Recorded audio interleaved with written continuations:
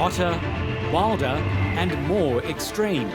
Years of climate warnings are coming to fruition. The era of global warming has ended. The era of global boiling has arrived. It is what we decide now that will define the rest of humanity's future. If we don't, it will be a death sentence.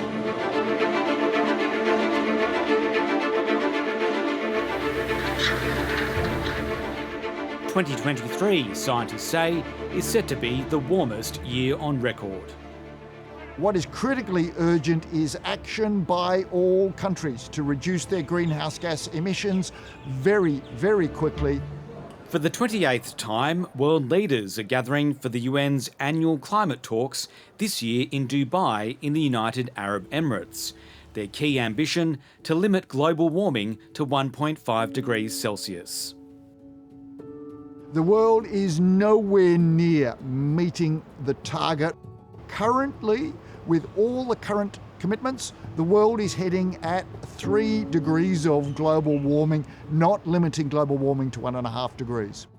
And now, more than ever, while the summit's president-designate, Sultan Al Jabir, talks the talk, we need to show that the international community can deliver and send a clear signal that keeps 1.5 within reach.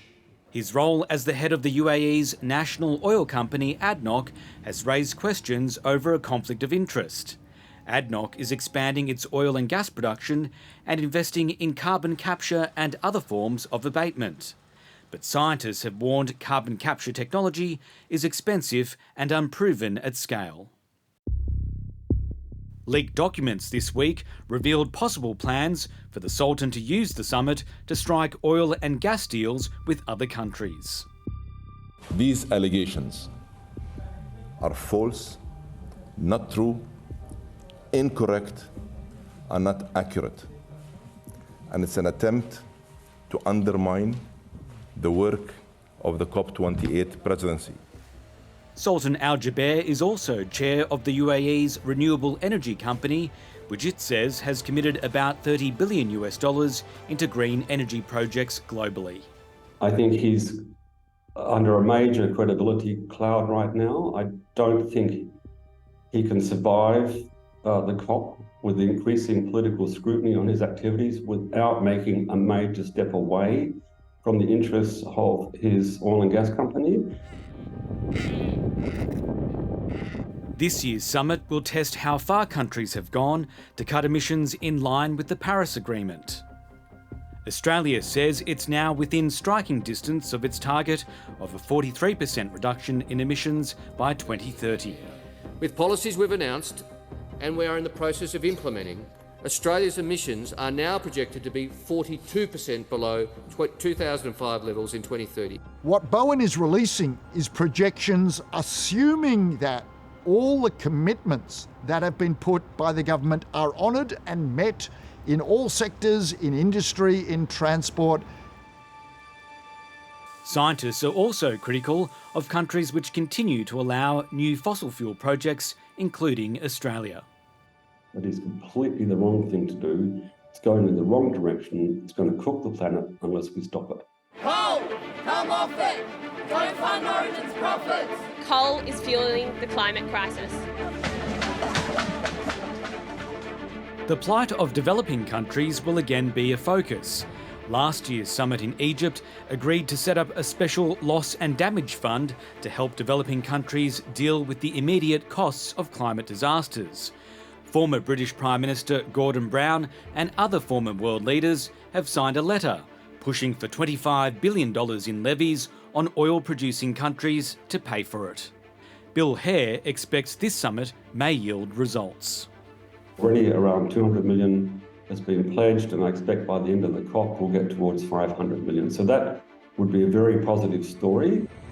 And he's optimistic that there's still time to act. If we can get emissions reduced fast enough, then 1.5 degree limit is still achievable. That means that we could limit warming to very close to 1.5 degrees and within a few decades have warming declining. Right now, I feel fear that if we don't actually get our act together and get emissions down fast enough, then we are locking the world into a hellish future. As we just saw, today the Minister for Climate Change and Energy, Chris Bowen, delivered his second annual climate change statement to the Parliament. And as we just mentioned, the government says it's in striking distance of its target to reduce emissions by 43% by 2030. This is despite the Climate Change Authority saying greenhouse gas emissions had risen in the 12 months to June. I spoke to Chris Bowen earlier. Chris Bowen, welcome to 7:30. My pleasure, Sarah. Now, while emissions are still rising in Australia, we're also close to reaching the emissions target that you legislated last year. What are the biggest contributions to that? Well, our policy to get to 82% renewable energy in our grid, which is important for emissions and reliability of our grid going forward. Also our safeguards reforms, bringing down emissions from our big industries. Look, and across the board, Sarah, our comprehensive plan. So it's pleasing, I'm pleased. Emissions reduction was scheduled to be 30% by 2030 when we came to office. The figures I'm released today show we're on track for 42, so we're edging towards our 43% target. But we've got a lot more to do, Sarah. There's 72 months now to 2030. That is not long for the massive shift in economic activity that we need to see for Australia to play its role and also to ensure a reliable energy system as part of that transition. I just want to go to a couple of the details. As I just mentioned, emissions are still rising. They're led, as I understand, by pollution from cars, utes and SUVs. So why have you rejected the recommendations of the Climate Change Authority for fuel efficiency standards? Well, that's not right that we've rejected a recommendation to have a fuel efficiency standard. In fact, we will have a fuel efficiency standard and we are delivering one, and we'll have more to say about the details of that in the near future. But there was a specific recommendation about design. We have a different way. You're right, Sarah, transport emissions are one of the factors that we're dealing with, particularly post-pandemic, as you'd expect. People stopped moving around during the pandemic. People are now moving around, and that's reflected in the emissions figures, both land transport and aviation in particular. That's why we're developing a transport sector plan, and that's why we will have fuel efficiency standards. You questioned the way I framed that particular question to you, but it does mean that we're part of a club that no one wants to be in, which is just us and Russia with no fuel efficiency standards. Because the previous government didn't do it. Josh Frydenberg had a policy of introducing fuel efficiency standards which lasted 2 hours before he got rolled by the right wing of his party, and they never got around to doing it after that. And as that point you made about Russia, Sarah, is 100% correct. It's a point I've made myself on many occasions. It is not a club we want to be in. Australia and Russia are the only major economies without fuel efficiency standards. The United States has had them since the 1970s. And I think our viewers would understand perhaps that Australia's fuel fleet, our car fleet, would be less fuel efficient than, say, Europe's, but it's also less fuel efficient than the United States. I mean, our cars are 20% less efficient than the big fleet of the United States. You've also decided not to move ahead with a recommended phase out for existing gas connections. Now, have you balked at this because these are measures that will hurt people already suffering cost of living pressures? Well, I'd make 2 points. The recommendation was to have a coordinated national plan on phasing out gas from homes, both new and existing. We have rejected that for 2 reasons, really. One, it's a state-based policy. You know, the number of homes connected to gas in Tasmania is around 5% and is around 76% in Victoria. So it's quite right that the response is state-based because it varies so much from state to state, and each state's going to have their own way of dealing with it.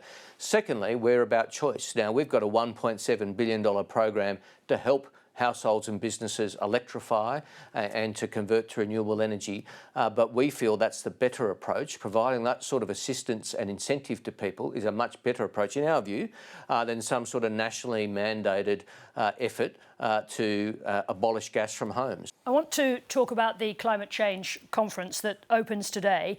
The biggest debate there is going to be over the push for a global agreement on phasing out oil and gas mid-century. Will Australia sign up to such an agreement? We certainly support a strengthening of global action, absolutely, and I'll be very actively engaged in those conversations. This time, let's just stick with the question, will Australia support what is going to be a debate at COP to reach an agreement on phasing out coal and gas, mid-century that is the question. oil and gas? That is the question, with respect, Sarah, is how do we strengthen the world's efforts? And I'll be supporting, on behalf of Australia, sensible steps. Unlike previous arrangement where Australia was in bad company, I'll be in very good company arguing for a strengthening of the language. Now, I chair the umbrella group of climate change ministers, so I'll be working with my colleagues. So the only call so far from the COP president has been to triple renewable energy investment and double energy efficiency. I support that. I'll be supporting that at the negotiation table. We need to see what we're asked to sign up for, but Australia will be right in there in a leadership role, arguing for stronger mitigation around the world, which is a big change to how we behaved for the last 9 years. What are you going to say to what's called the high ambition coalition countries who are driving this agenda when they ask you why Australia is still approving extended coal mines and new gas projects? Look, when I'm involved in international conversations, Sarah, it takes a quite different tone to the one that you've just put to me. There's respect for the role Australia brings as, yes, a traditional fossil fuel economy. Yes, we are. And we need traditional fossil fuel economies as part of the conversation. I mean, we are the very type of economy we need making the transition. I don't doubt that this is a respectful engagement, but you know what happens at COP. It gets more and more tense as the days go on. That question is going to be put to you at some point, what Australia's plans are with regards to its fossil fuel projects. And Australia's plans are to become a renewable energy superpower, Sarah, and to help the world decarbonise through green hydrogen and renewable energy. And there's huge interest. I mean, there's huge interest in Australia's transition. We have plenty of land, of renewable energy, of skills. Other countries don't have that. We can actually help the world decarbonise. Our domestic emissions are very important. Even more important is how we can help other countries decarbonise by developing our green hydrogen industry through our Hydrogen Head Start $2 billion policy, for example, our hydrogen hubs, which I've been announcing over recent weeks, for example, to develop that export capacity, which actually helps the world decarbonise. That's before we even get to our critical minerals, which are also essential to the world's decarbonisation journey. But you know as well as anybody listening to this conversation that we still have to be cutting emissions. We've got, I think, 16 new projects last time I looked that had reached final financial decisions. This conversation is going to come up at the conference about those decisions that Australia is making with regards to new gas and extended coal projects. And again, Sarah, my international colleagues understand the complexities of such discussions. They understand, for example, that green steel is coming, but it's not here yet. So we still need metallurgical coal. I mean, and we need a lot more. We need a lot more steel as part of the transition, you know, because the transition will require a lot of steel. That will, as we speak, require a lot of coal. That's just a statement of fact, metallurgical coal. And my world counterparts all understand that, and they know that Australia produces that metallurgical coal. There's been a lot of discussion about the role of the head of the conference, Sultan Al Jabir, particularly his push to prioritise carbon capture and other abatement measures ahead of emissions cuts. Does that undermine his legitimacy? Well, Sarah, I can only speak for my interactions with him, which have been very extensive. He's the incoming COP president, but he has been very active, and I've met with him on multiple occasions, and we communicate with each other very regularly and sometimes daily on the telephone in the lead up to the COP conference. And I've found him engaging, open and very keen for a good and positive outcome at this COP. Now, whether he'll get one or not, we'll see next week, because this COP is being held in a very tense and complicated geopolitical environment, which makes his job harder. But he has been very keen for strong progress on mitigation, strong progress on loss and damage, strong progress on global climate finance, strong progress on the global stocktake and adaptation. These are all key matters before the COP next week.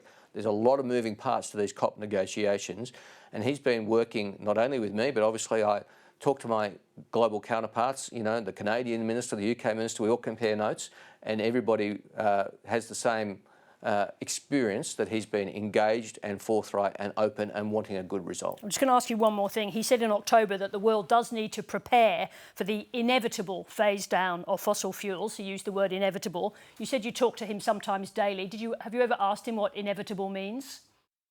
Well, I think it means pretty self-evidently that the direction of travel of the world is very clear. But when? Because the question is about when.